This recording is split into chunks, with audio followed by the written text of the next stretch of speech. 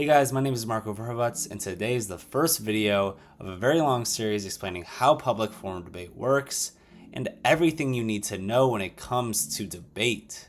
This series will include rules, constructive speeches, rebuttals, summary speeches, final focuses, and crossfires, while also teaching you tons of things you need to know, like how to flow and how to use evidence from a block sheet. We'll be talking about that later, but let's get into the first video about how to write a case speech or constructive speech. Let's start off with what a constructive case looks like. Right here, we have the 2024 Nationals Public Forum topic. The United States should establish a comprehensive bilateral trade agreement with the European Union. That right there, and what you might see going on in the future in your public forum career, is a very technical resolution. It's something that you as a student, 9th through 12th grader, might not fully understand what it means. That is where the evidence and the research comes in. Before even starting your case, you want to do tons and tons of research on what the resolution actually is talking about. I know from personal experience that me and Luke had no idea what a bilateral trade agreement was and what it even meant for the EU and US to establish one. So instead of immediately writing our case, we went and did tons of background research to figure out what our arguments should be. That is where the debate track and brief comes into play. The one thing as public forum debaters that we get and are blessed with is debate track. We get the ability to read through a whole brief explaining what the resolution actually means and having tons of resources to both sides, affirmation and negation, when it comes to actually writing your case. So as you'll see going through this doc, you'll have a background section. This is quite literally everything you need to know about the resolution before going into it. It's not way too long. You don't need to do tons and tons of reading to understand what the resolution is talking about. There's even sections that tell you rhetoric and tell you why trading is important in general. So it kind of gives you some sort of sense of passion to allow you to write a better case. Now, scrolling down, you'll see tons and tons of information about different things. However, don't get overwhelmed. A lot of this is quite literally just explanations and telling you what these words and things even mean. Here is literally a whole explanation about the past that we've already had with the EU and how trade has worked with them.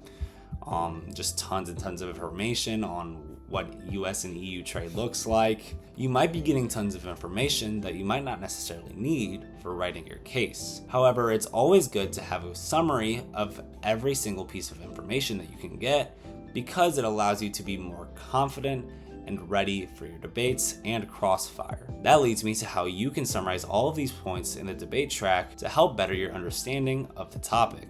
My number one tip in the new age of technology is to use what is given to you, aka chatbots and AI. ChatGPT could be a great resource for summarizing all of these points that are unnecessarily drawn out and might be extremely boring to read. So for example, you can take this whole portion of US and EU trade, copy and paste it, and tell ChatGPT to summarize what it's trying to tell you and what it means to the resolution.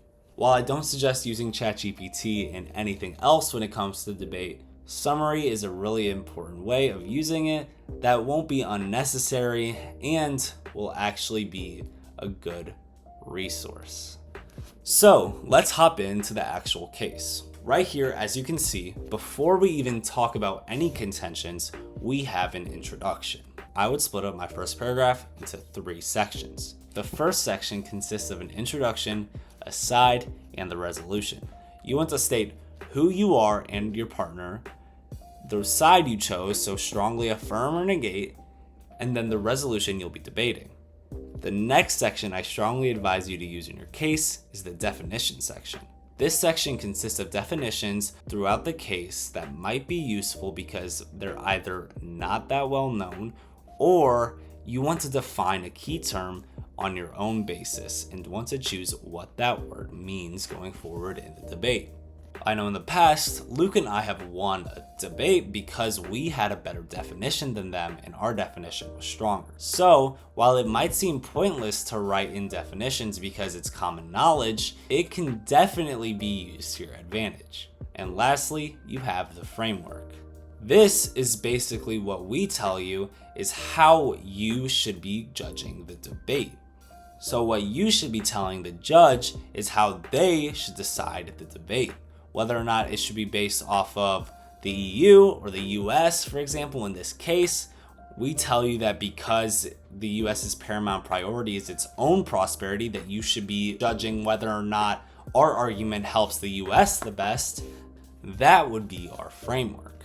You don't necessarily need to add a framework as a novice, but I strongly advise to, because it definitely could trip up other novices and can be a little bit of a upper hand when it comes to actually talking about your case. Now let's get into the real meat of the constructive, the contentions.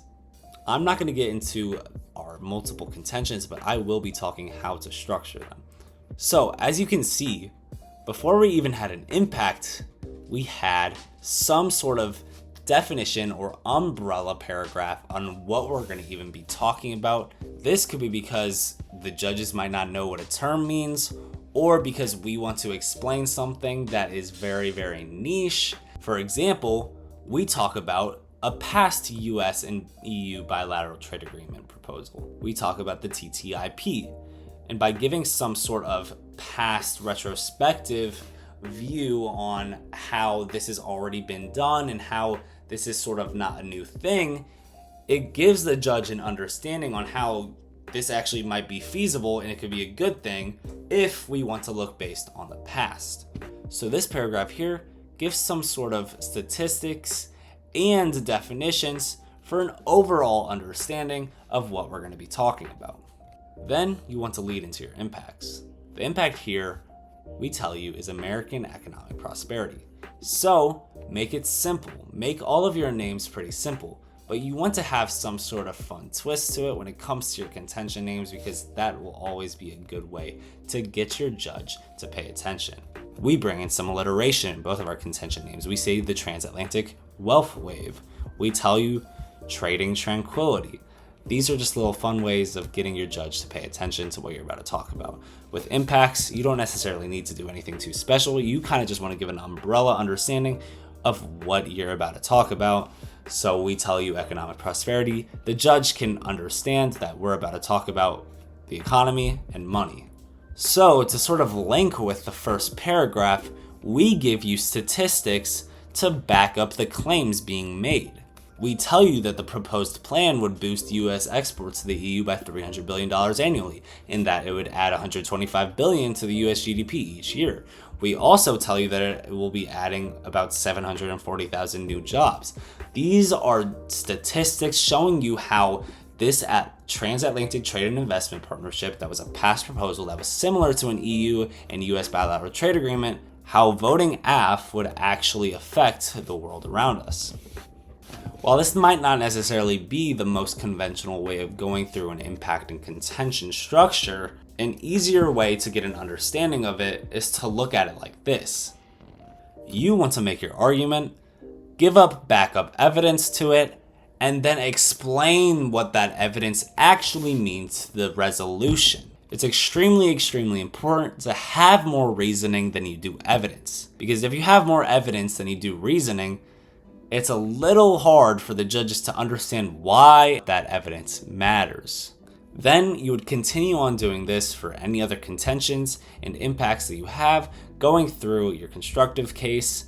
Something I suggest is not having way too much information, because it might not be necessary to your case. If you have a really strong argument, but it's only one contention, that's okay. You can have one contention, as long as you make sure you have the information and impacts to back up that argument. I definitely don't suggest stretching out a constructive case if it doesn't need to be stretched out. Having 3 or 4 contentions isn't always a good thing. The issue with stretching out contentions is that the more contentions you have, the more knowledgeable you have to be on the information, and the more diluted your actual argument will be. you will have no stronghold, no points to hold on to. So I suggest sticking to the ones you believe are the strongest and the ones that you're most confident to argue. Finally, to end off your constructive speech, I suggest adding in a small little line that states, "My partner and I affirm, and we encourage you to do the same. Thank you." You always want to thank your judges. Going through your speeches, I suggest always adding them in to the end of them, especially if you're first speaker, because you have some sort of structure when you're writing, while second speakers don't necessarily have a specific structure. Anyway, that'll be all for the constructive speech informational video. If you guys need any help, all of my contact info will be in the description down below. So please, please, please text me, email me, anything if you do need help, because I am here to help you. Thank you so much. The next video should be about blocks and evidence and how you can use it in your rebuttal, summary speech, and final focus. Have a good day. I'll see you guys later.